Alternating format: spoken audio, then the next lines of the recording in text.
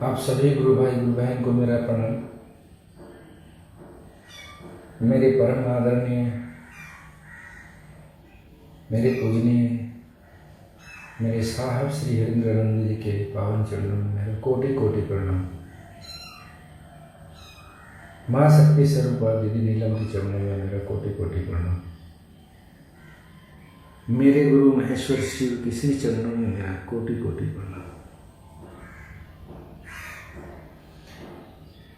आप सभी शिव शिष्यों को फिर से बारंबार प्रणाम। आज का विषय है कि गुरु करते क्या है। आज का ये चर्चा बहुत ही महादेव की दया से मेरे जुबान पे आई है और मैं आप सबको सामने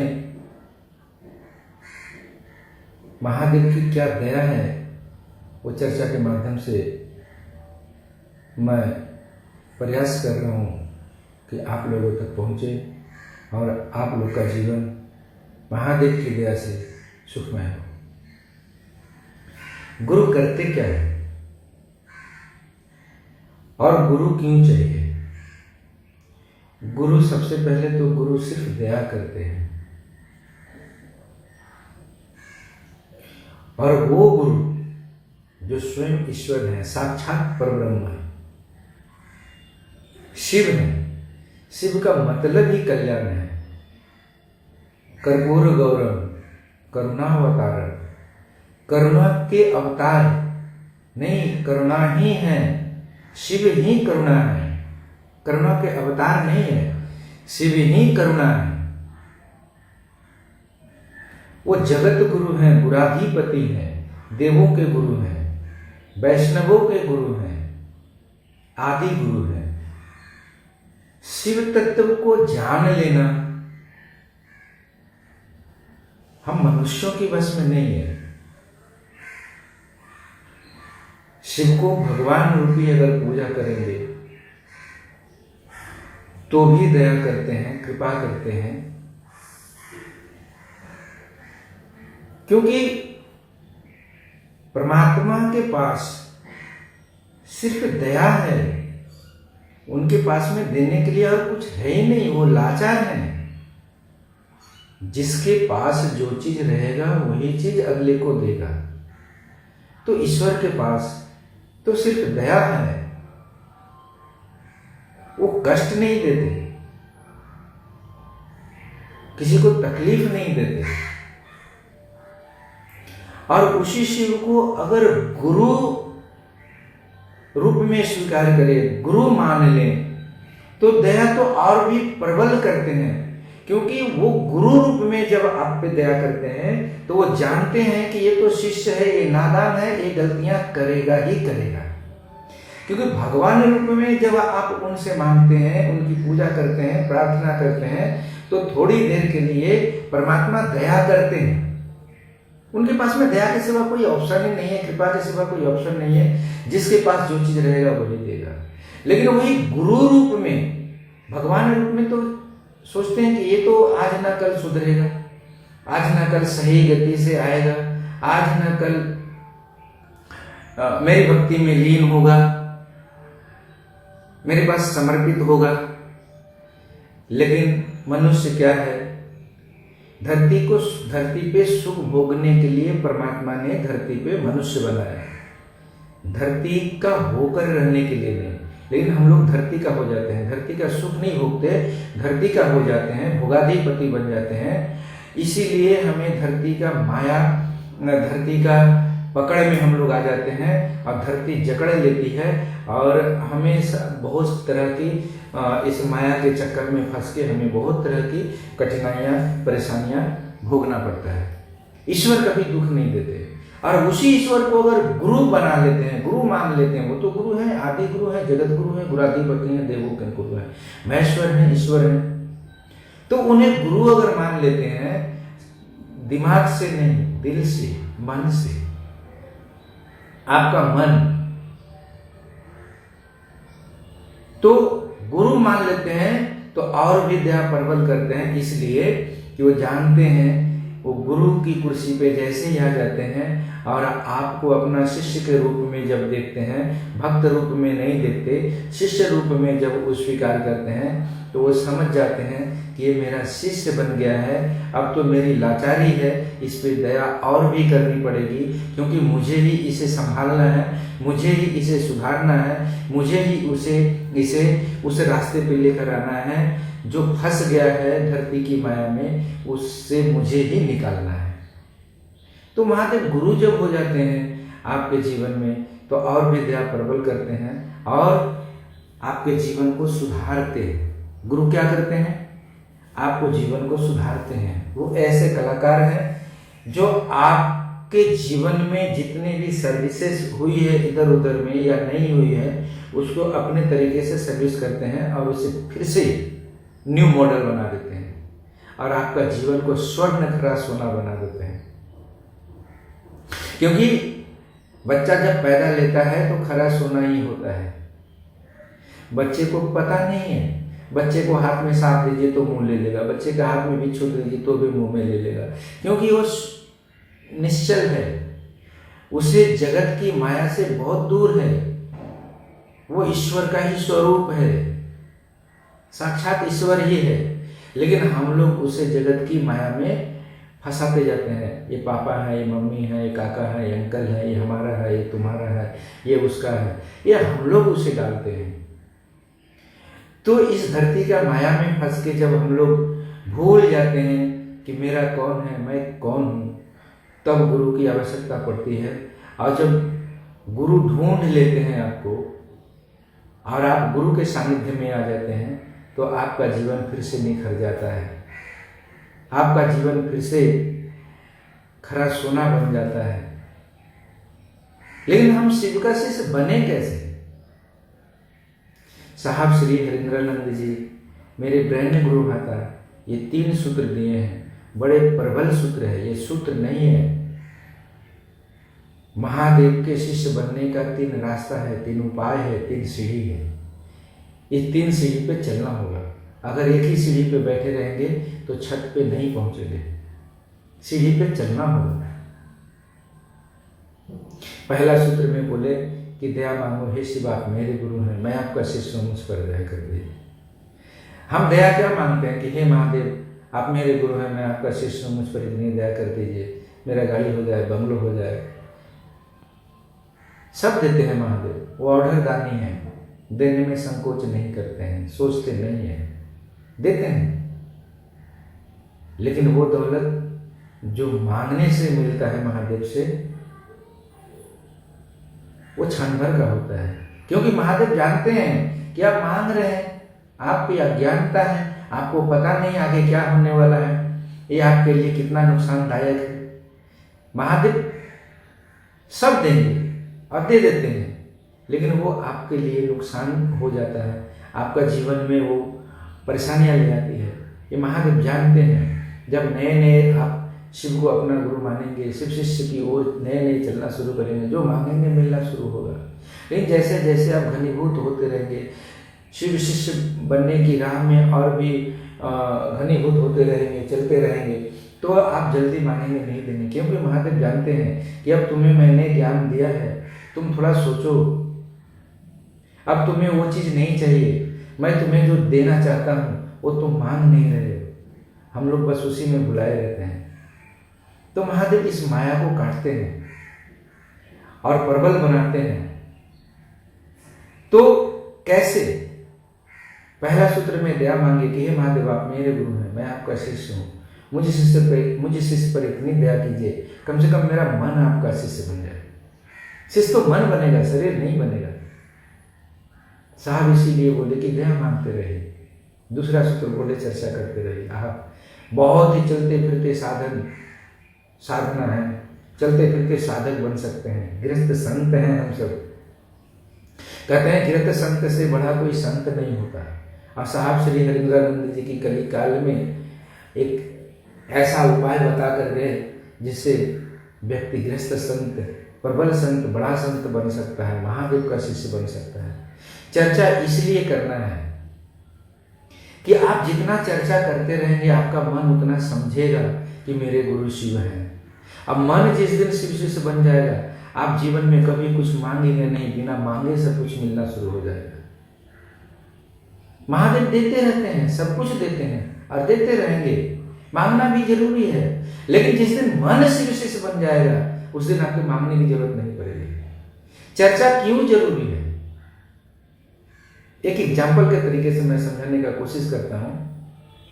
चर्चा इसलिए जरूरी है, जैसे किसी बच्चे को स्कूल आप शुरू भेजते हैं तो नहीं जाता है, नहीं मैं स्कूल नहीं जाऊंगा, नहीं जाना है, रोता है, बहुत तरह का नाटक करता है, नौटंकी करता है, नहीं जाता है, तो उसके माँ बाप क्या करते हैं, पहले लॉजेंस देते हैं, टॉफी देते हैं, कैडबरी देते हैं, बेटा स्कूल जाओगे तो ये मिलेगा, बेटा स्कूल जाओगे तो ये मिलेगा। क्यों? क्योंकि इसे स्कूल जाने का लत लगाना है, आदत लगानी है। नहीं तो फिर डांटते हैं, थोड़ा थप्पड़ दिखाते हैं, स्कूल नहीं जाएगा तो मार खाएगा, चलो। तो जब बच्चा इस विधि से, प्यार से, डांट के, फटकार के, किसी भी तरीका से जब वो स्कूल जाता है और वैसे ही माँ बाप प्रयास करते रहते हैं, उसे 1 महीना 2 महीना तक, साल भर तक उसे प्रयास करते रहते हैं कि नहीं इसको मुझे स्कूल लेकर जाना ही पड़ेगा, नहीं तो ये शैतान है, नहीं जाएगा।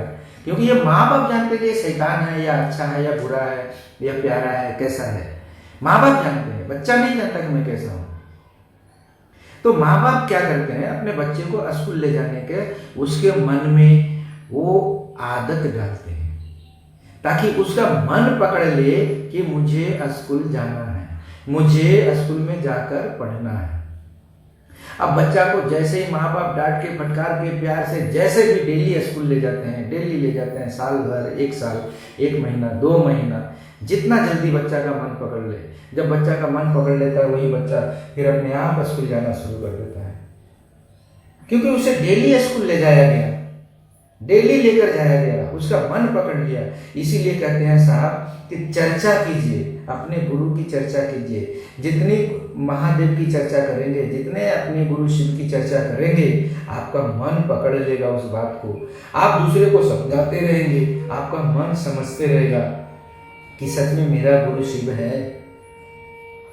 आप दूसरे को नमः शिवाय करने के लिए, नमः शिवाय से गुरु को प्रणाम करने के लिए समझाते रहेंगे, आपका मुख से वो नमः शिवाय निकलता रहेगा, आपका प्रणाम होता रहेगा। चर्चा में तीनों सूत्र समाया हुआ है। आप दूसरे को दया मांगने को सिखाएंगे, आप स्वयं दया मांग लेंगे, हे शिव आप मेरे गुरु हैं, मैं आपका शिष्य हूँ, इस चीज पर दया कर लीजिए, इतनी दया कीजिए सरकार, कम से कम मेरा मन आपका शिष्य बन जाए। चर्चा आप कर रहे हैं, आप समझा रहे हैं कि जगत गुरु शिव वो गुराधिपति हैं, वो मेरे गुरु हैं, आपके भी गुरु हो सकते हैं। आप भी 3 सूत्र करके देखिए, आपका जीवन संभल सकता है। अब मैं गारंटी के साथ कहता हूँ, जो शिव से जुड़ गया उसके जीवन में, लौकिक जीवन में कमी कुछ नहीं रहेगी, क्योंकि महादेव सिर्फ देना जानते हैं, लेना तो कुछ जानते नहीं, और उनके पास लेने को कुछ है ही नहीं। उनके पास में इनकमिंग ऑप्शन ही बंद है, वो सिर्फ उनके पास आउट गोइंग है, उनके पास आउट गोइंग है।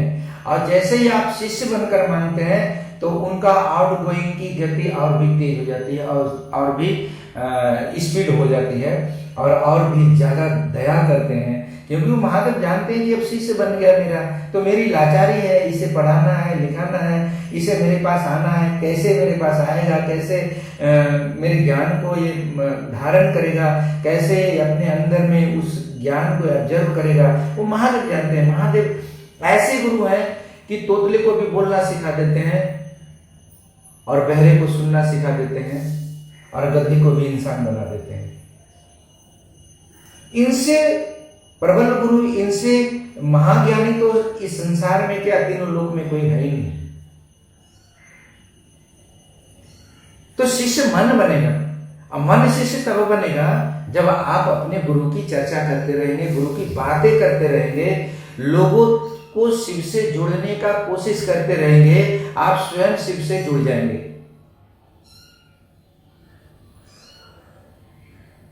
ये अध्यात्म है, शिव ही साइंस है, शिव ही अध्यात्म है। ये सारी सृष्टि शिव से ही है, शिव की इच्छा मात्र से सृष्टि है। जीव ही शिव है, शिव ही जीव है।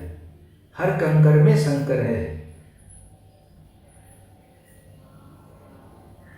महादेव को अपना गुरु स्वीकार करना, महादेव को अपना गुरु स्वीकार करना नहीं, वो तो जगत गुरु हैं, सबके गुरु हैं, गुराधिपति हैं। मांस खाने वाले को भी है, मांस ना खाने वाले को भी है, झूठ बोलने वाले को भी है, सत्य बोलने वाले को भी है, वैष्णव के भी हैं, राक्षस के भी हैं, भूत के भी हैं, सबके गुरु वही है। वो गुराधिपति हैं, गुरुओं के पति हैं, आदि गुरु हैं। जब कुछ भी नहीं था तब शिव है। वो महाकाल है, काल से भी परे हैं। वो महामृत्युंजय है, मृत्यु से भी परे हैं। अकाल मृत्यु वो मरे जो काम करे चंडाल का, काल उसका क्या बिगाड़े जो शिष्य हो महाकाल का। एक साधारण सी बात से समझिए, हर गुरु भाई गुरु बहन सोचता है कि मुझे दुख है, महादेव सुनते नहीं। तो गुरु भाई आप कहते हैं कि महादेव सिर्फ दया ही करते हैं, तो दुख क्यों आता है? हाँ, दुख आता है हमारे कर्मों के कारण। कैसे कर्मों के कारण? हमें जो नहीं करना चाहिए वो कर बैठते हैं, और हमें पता भी नहीं है कि क्या करना चाहिए क्या नहीं करना चाहिए, हम तो भूल से करते हैं। तो ये जानकारी महादेव ही देते हैं, वो गुरु रूप में ही देंगे। और कब देंगे? जब उनका शिष्य बनेंगे, शिष्य बनने की राह पर चलेंगे, 3 सूत्र को पालन करेंगे, धारण करेंगे।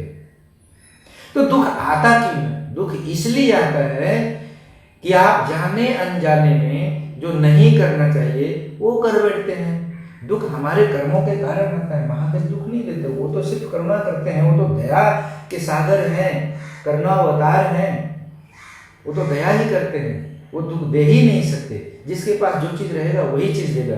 मैं बार बार बोलता हूं, उनके पास तो सिर्फ दया है, कृपा है, वो दया ही करते हैं। तो दुख क्यों आता है? कैसे आता है? हमारे कर्मों के कारण आता है। आप धरती पे आए हैं तो धरती का सुख भोगने के लिए आए हैं। आप धरती का सुख भोगिए, धरती का होकर मत रहिए। धरती पकड़ लेगा ऐसे, और पकड़ लिया तो छुड़ाना बहुत मुश्किल है। इसी से गुरु छुड़ाते हैं। यही है दुख। धरती की माया के पकड़ में आ गए और वो दुख के कारण बन गया।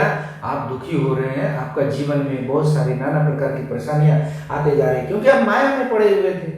आपको लग रहा था यही है मेरा, ये सब कुछ है मेरा, सब धरती आपको अच्छी लग रही थी, आपकी पत्नी आपको अच्छी लग रही थी, पुत्र अच्छा लग रहा था, गाड़ी अच्छा लग रहा था, वैभव अच्छा लग रहा था, धरती के चकाचौंध में आप खो गए।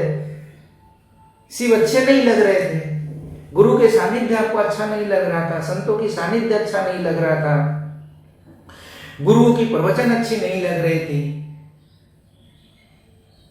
तो आप दुख में पड़े हैं। आप धरती पे आए हैं तो दुख तो मिलेगा,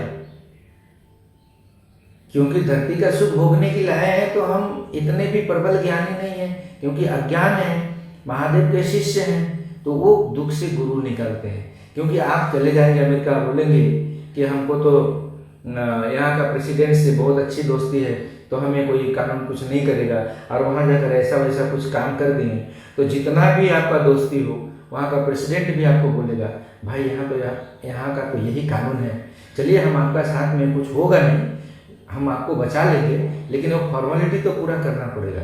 तो धरती पे आए हैं ना, तो धरती का फॉर्मेलिटी तो पूरा करना पड़ेगा। आपको जाने अनजाने में ही हो, जो आपने कर्म किया है उसका फल तो आपको मिलेगा, लेकिन महादेव आपको बचा लेंगे।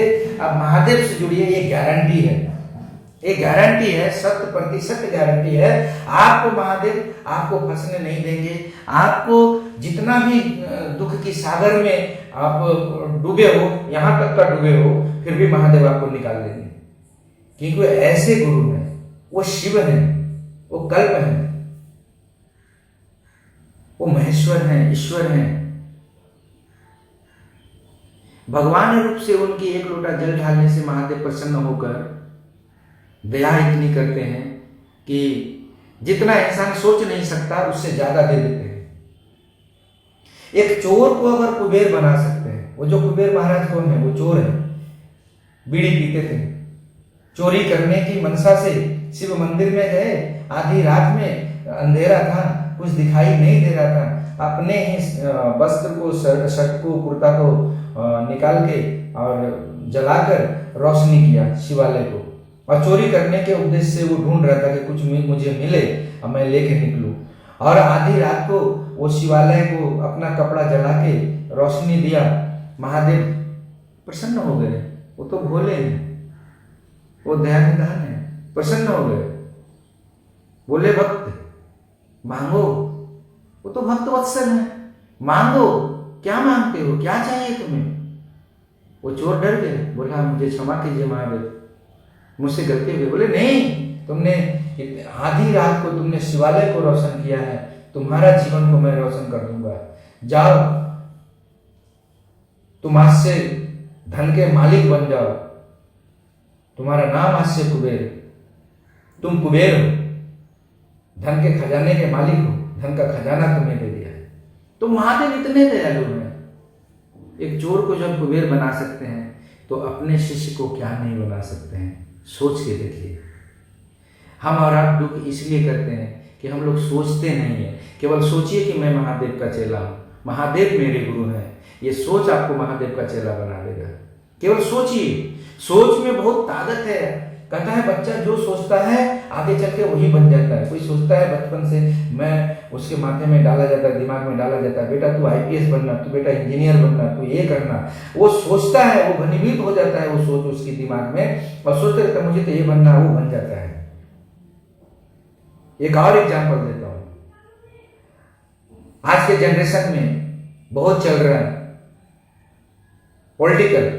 कोई सोचता है कि मैं तो बीजेपी का आदमी हूं, मैं फलाने क्लब का मेंबर हूं, और कहीं पे कुछ परेशानियां होती है, आपस में विवाद होता है, तो लोग बोलते हैं पार्टी ऑफिस में चल, फलाने को बुला के लाएगा। और वो अकेला, यहाँ पे 50 आदमी का भीड़ है, वो अकेला जाता है। वो क्या सोचता है, अरे मैं तो बीजेपी का पार्टी का आदमी हूं, मेरे को कौन होगा? बोला तू क्या कर रहा था इससे साथ में, मालूम है ये मेरा आदमी है, मारे मैंने इतना। और कोई उसको कुछ नहीं बोलता, मालूम है क्योंकि उसका सोच इतना हिम्मत उसको दिया। उसको मालूम है कि हमारे सामने कोई मुंह नहीं खोलेगा, उसको मालूम है कि हमारे सामने कोई सर भी नहीं उठाएगा। क्यों? क्योंकि हम बीजेपी का आदमी हैं, मेंबर हैं, हम इस पार्टी ऑफिस का सदस्य हैं, हम इस क्लब का आदमी है, बीजेपी का नेता है।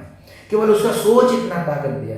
तो जिस दिन आप सोच लेंगे कि मैं महाकाल का चेला हूं, महाकाल ही मेरा गुरु है, तो काल क्या उखाड़ेगा मेरा?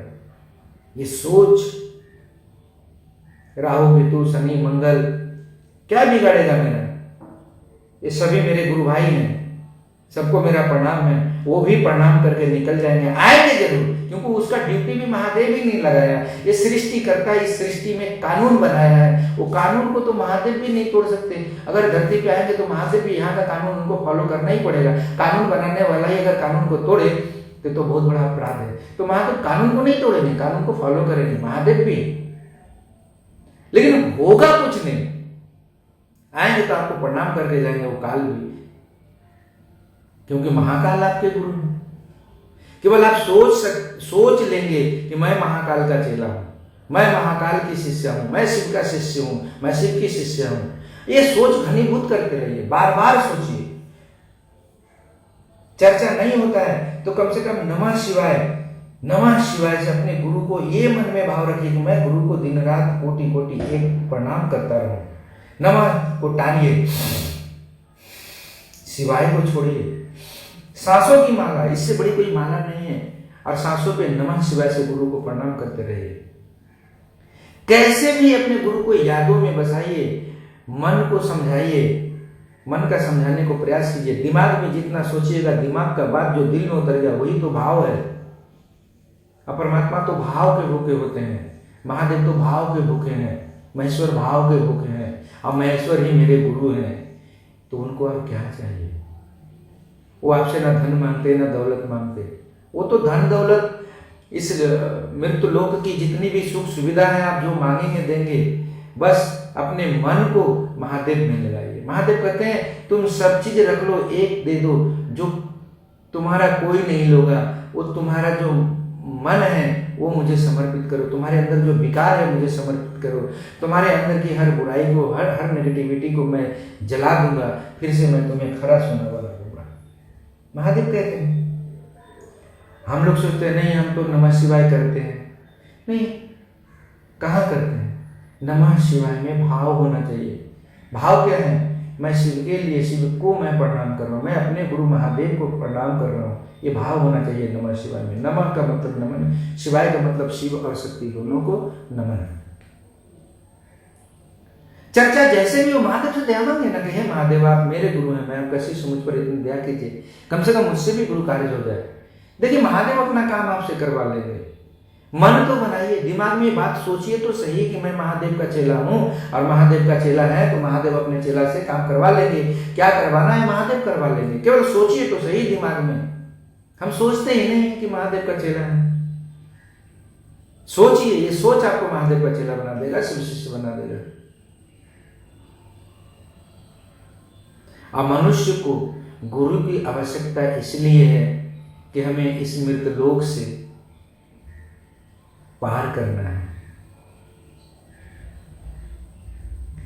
ये 7 दिन है, रवि सोम मंगल बुध बृहस्पति शुक्र शनि, ये 7 दिन ही इंसान को मिलता है। ये 7 दिन में सब कुछ करना पड़ता है। ये 7 दिन से रवि सोम मंगल बुध बृहस्पति शुक्र शनि, इससे आगे कुछ है क्या? नहीं है। ये 7 दिनों में ही आपको सब कुछ करना है। एक कहानी मैं बताता हूँ। एक राजा था और उनका मृत्यु हो गया। मृत्यु हो गया तो उनके कर्मों के कारण जमलोक गए, तो वहाँ पे यमराज धर्मराज बोले कि आपको भाई 7 दिन का यहाँ का राजगद्दी लिखा हुआ है, आप धर्मराज बनेंगे, 7 दिन के लिए राजा बनेंगे यमलोक में, उसके बाद आपको नर्क भोगना है। तो पहले बताइए, आप पहले नर्क भोगेंगे कि पहले आप राजगद्दी लेंगे? 7 दिन का राजगद्दी है, बाकी नर्क भोगना है। तो राजा ने बोला कि नहीं, पहले मुझे राजगद्दी दे दो, पहले मुझे राजा ही बना दो यहाँ का। धर्मराज जमराज छोड़ दिए गद्दी, बोले बैठो फिर 7 दिन के लिए, आप यहाँ के मालिक हो, राजा हो, 7 दिन भोग लो राजगद्दी। अपनी गद्दी को संभालने लगे। क्या मन में एक विचार लाए, और उनके पास जितने भी मंत्री थे जमराज धर्मराज के पास, सभी उनके हो गए। अब उनके आदेश को पालन करना है 7 दिन। तो सभी को बुलाए, बोले कि सुनो मुझे लेकर चलो, 7 दिन के बाद मुझे कहाँ जाना? बोला नर्क लोक में, नर्क में। तो बोला चलो मुझे रौरव नर्क में लेकर चलो। नर्क में लेकर गए, नर्क दिखाने के लिए ले गए। और नर्क जब देखे राजा तो बोले अरे बाप रे, तो भयानक गंदगी से भरा, पीड़ा से करा रहे हैं, चिल्ला रहे हैं, ऐसी भयानक भयानक आवाज, दर्द के मारे। राजा बोला लेके चलो मुझे अपने गद्दी पे। आए, गद्दी पे बैठ गए। बैठ के आदेश दिए कि जाओ नर्क में जितने भी लोग हैं सबको आजाद कर दो, और नर्क में जितनी गंदगी है सब साफ कर दो, और वहां पे इससे भी अच्छा सुंदर राजभवन का जैसा निर्माण कर दो। राजा का आदेश सुन गए, भाई वही राजा है। सभी गए और नर्क में जितने भी थे सबको आजाद कर दिए, और नर्क लोक को पूरा स्वर्ग लोक से भी सुंदर बना दिया। 7 दिन हुआ, राजा थे, अब उनको तो नर्क में जाना है। तो जमराज बोले भाई कितना भी तो राजा है, चलो रथ से छोड़ देते हैं, नर्क में ही तो जाना है। गए, छोड़ के दरवाजे पे आ गए। लेकिन जब छोड़ रहे थे उस टाइम बोले कि आप सभी को आमंत्रित करता हूं, मैं अगले सुबह एक यज्ञ करूंगा, आपको भी धर्मराज निमंत्रण करता हूं, धर्मराज निमंत्रण करता हूं, और सभी देवी देवता को भी निमंत्रण किया हूं। बोले ठीक है। जमराज हंसने लगे, नर्क में जाके यज्ञ करेगा। नारायण है, शिव आए, ब्रह्मा आए, बोले जमराज जी आप भी चलिए, धर्मराज आप भी चलिए, निमंत्रण किए थे वो, राजा है भाई, अब जैसा भी हो चलो देखते। जाके देखे तो धर्मराज चौंक गए। जमराज अरे ये नर्क है या स्वर्ग है? यज्ञ हो रहा है। तो शिव ब्रह्मा विष्णु तीनों बोले कि यमराज आपके बनाए हुए को भी इंसान बदल सकता है, क्योंकि इंसान को मैंने बनाया है। तो आप अगर सोच लें कि मैं महादेव का चेला हूं, तो आप भी अपने नर्क को खत्म करवा सकते हैं, कर सकते हैं। महादेव इतनी सक्षमता, इतनी शक्ति, इतनी ज्ञान प्रदान करेंगे आपको, इतनी दया करेंगे आप पे। बस सोच ही शिव का शिष्य बनाएगा। सोचिए कि मैं महादेव का चेला हूं। सोचने में पैसा थोड़ा लगता है। मन ही मन में नमः शिवाय से प्रणाम कीजिए, मन ही मन में दया मांगिए कि महादेव आप मेरे गुरु हैं, मैं आपका शिष्य हूं, मुझ पर इतनी दया कीजिए, मुझसे भी गुरु कार्य हो जाए, मेरा मन आपका शिष्य बन जाए।